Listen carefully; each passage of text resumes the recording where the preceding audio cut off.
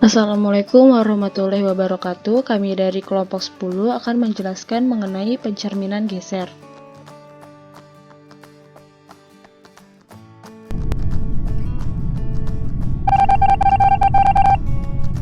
Kelompok kami terdiri dari Vidya Puspa Azahra, Zia Aulia, dan Prisca. Yang pertama, kami akan menjelaskan mengenai pengertian pencerminan geser. Pencerminan geser atau refleksi geser merupakan salah satu jenis transformasi khusus yang terdiri dari komposisi translasi pada bidang sejajar dengan sumbu tertentu dan dilanjutkan dengan pencerminan terhadap sumbu tersebut. Misalkan S suatu garis dan AB suatu garis berarah dengan AB sejajar S. Suatu refleksi geser G adalah pemetaan yang memenuhi G sama dengan MS dikali SAB. Selanjutnya ada ketentuan dan sifat. Ketentuan dan sifat refleksi geser ada 4. Yang pertama, komposisi dua translasi adalah sebuah translasi. Yang kedua, komposisi dua refleksi adalah translasi atau sebuah rotasi. Yang ketiga, komposisi dua rotasi adalah sebuah translasi atau sebuah rotasi. Dan yang keempat, komposisi sebuah rotasi dan sebuah translasi adalah sebuah rotasi. Selanjutnya kita masuk ke teorema. Yang pertama ada teorema 6.1 yang disebutkan refleksi geser adalah sebuah transformasi. Untuk membuktikan teorema di atas, kita akan menggunakan sifat-sifat komposisi dari transformasi translasi AB dan refleksi V. Translasi AB sudah dibuktikan merupakan transformasi, demikian juga refleksi V. Menurut teorema, komposisi transformasi adalah juga transformasi. Jadi, karena translasi sama dengan refleksi V dilanjut dengan translasi AB, maka translasi adalah transformasi. Selanjutnya ada teorema 6.2 yang disebutkan refleksi geser adalah sebuah isometri. Teorema di atas juga dapat menggunakan definisi dari komposisi refleksi V dilanjut dengan translasi AB.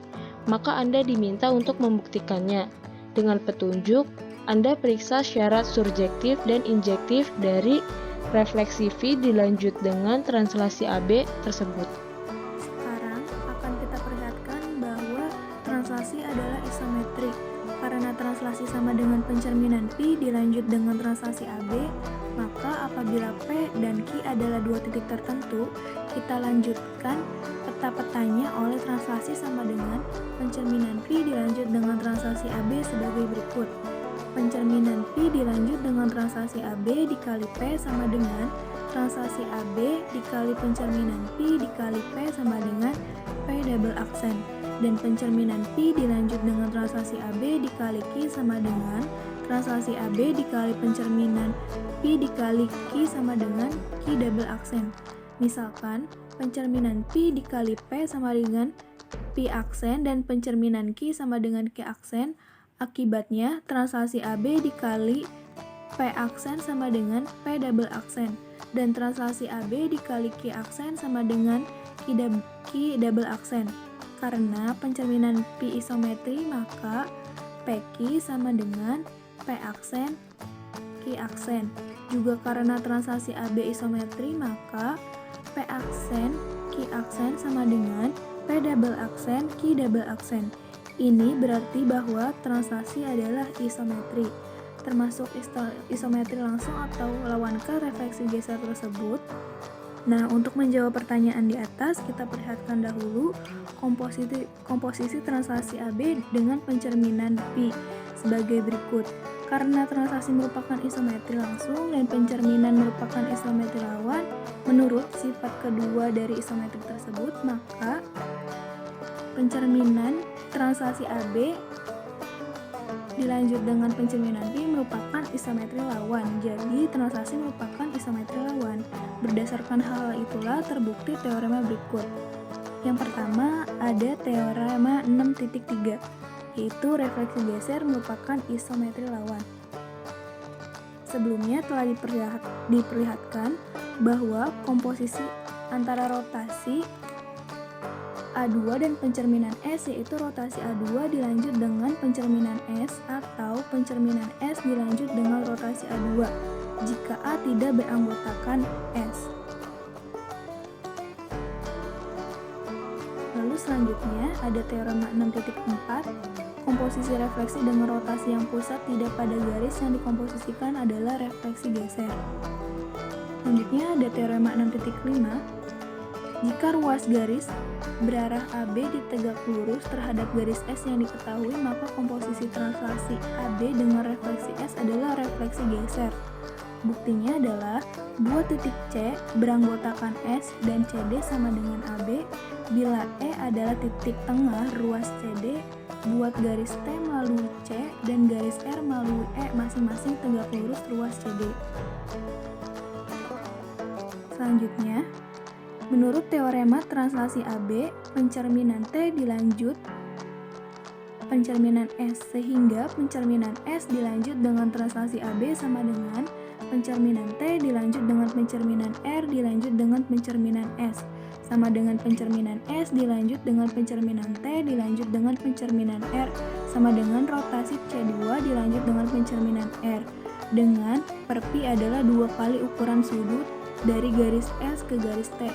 Menurut teorema 6.4, rotasi C2 dilanjut dengan pencerminan R adalah refleksi geser bagaimana bila komposisinya yang dibentuk adalah translasi AB dilanjut dengan pencerminan S.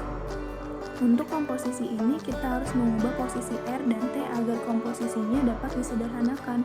Buatlah titik E anggota S sehingga E tengah-tengah segmen berarah ruas garis CD di mana CD sama dengan ruas garis AB. Kemudian buat garis R melalui C dan garis T melalui E yang masing-masing tegak lurus ruas garis CD. Selanjutnya ada gambar 6.6. Menurut teorema 4.3 yaitu translasi AB sama dengan pencerminan R dilanjut dengan pencerminan T sehingga translasi AB dilanjut dengan pencerminan S sama dengan pencerminan R dilanjut dengan pencerminan T dilanjut dengan pencerminan S sama dengan pencerminan R dilanjut dengan pencerminan T dilanjut dengan pencerminan S sama dengan pencerminan R dilanjut dengan rotasi R2 adalah 2 kali ukuran sudut dari T ke S. Lalu menurut teorema 6.4, pencerminan R dilanjut dengan rotasi R2 adalah refleksi geser. Selanjutnya ada teorema 6.6, jika ruas garis berarah AB tidak tegak lurus terhadap garis S yang sudah diketahui, maka komposisi translasi AB dengan refleksi S adalah pencerminan. Untuk sebagai buktinya, buat titik C pada S dan buat ruas garis CD sama dengan ruas garis AB. Bila E titik tengah ruas garis CD, buatlah garis tegak lurus CD melalui E, seperti yang ada pada gambar di bawah ini, yaitu gambar 6.7. Menurut teorema translasi AB sama dengan pencerminan S dilanjutkan dengan pencerminan R, sehingga translasi AB dilanjut dengan pencerminan S sama dengan pencerminan R dilanjut dengan pencerminan S dilanjut dengan pencerminan S sama dengan pencerminan R dilanjut dengan pencerminan S dilanjut dengan pencerminan S sama dengan pencerminan R. Bila komposisi yang dibuat adalah translasi AB dilanjut dengan pencerminan S, maka kedudukan garis R harus dibuat sedemikian rupa sehingga translasi AB sama dengan pencerminan R dilanjut dengan pencerminan S sehingga pencerminan S dilanjut dengan translasi AB sama dengan pencerminan S dilanjut dengan pencerminan S dilanjut dengan pencerminan S sama dengan pencerminan S dilanjut dengan pencerminan S sama dengan pencerminan R. Lalu selanjutnya ada teorema 6.7. Misal diketahui 3 buah garis R, S, dan T yang ketiganya tidak kongruen atau tidak melalui satu titik dan ketiganya tidak sekaligus sejajar, maka komposisi refleksi terhadap ketiga garis itu adalah refleksi geser. Untuk buktinya, andaikan komposisi 3 pencerminan tersebut adalah pencerminan T dilanjut pencerminan S dilanjut pencerminan R ada dua kasus yang dapat terjadi, yaitu ketiga garis tersebut tak ada yang sejajar dan dua di antara ketiga garis tersebut sejajar. Seperti yang ada pada gambar ini.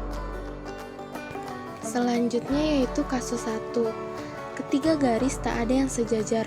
Misal, A sama dengan S irisan T, B sama dengan T irisan R, dan C sama dengan R irisan S.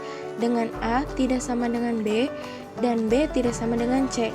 Menurut teorema, karena S dan T berpotongan di A dan menyudut setengah V1, maka rotasi A2 sama dengan pencerminan T dilanjut dengan pencerminan S.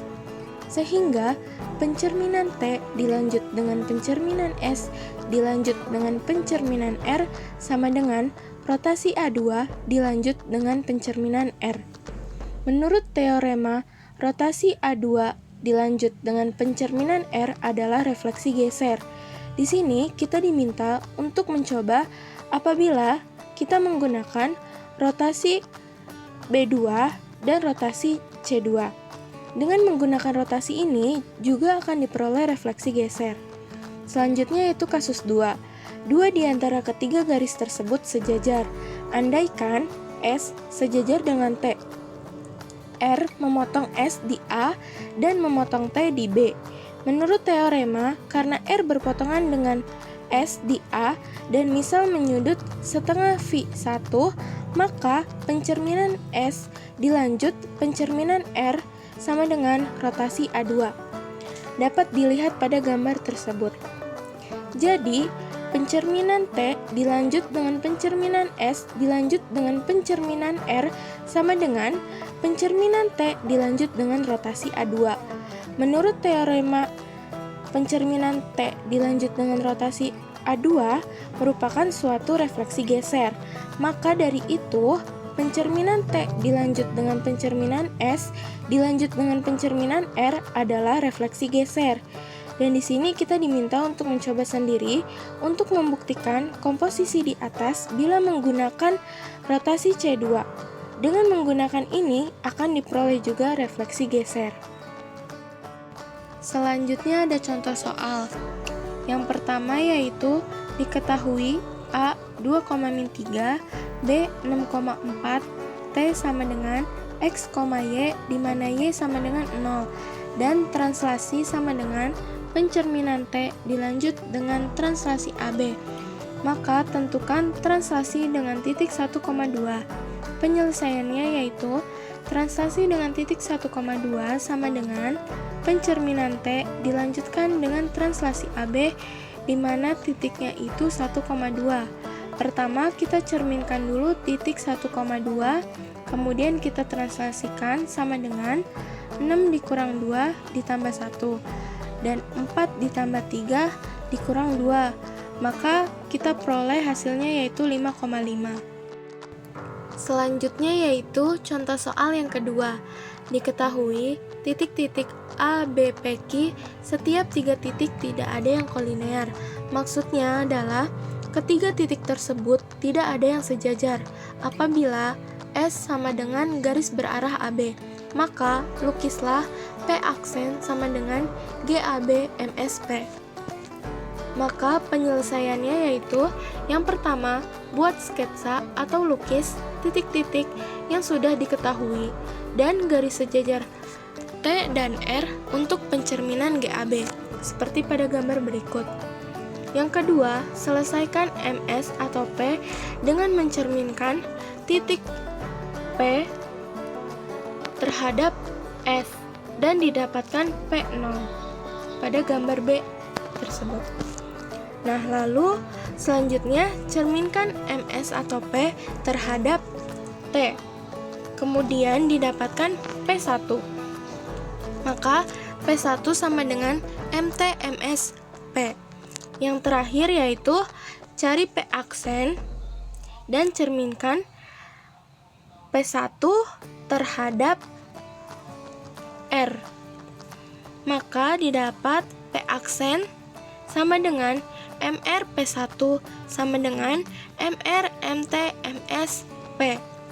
Maka gambar B adalah P aksen sama dengan GAB MS P.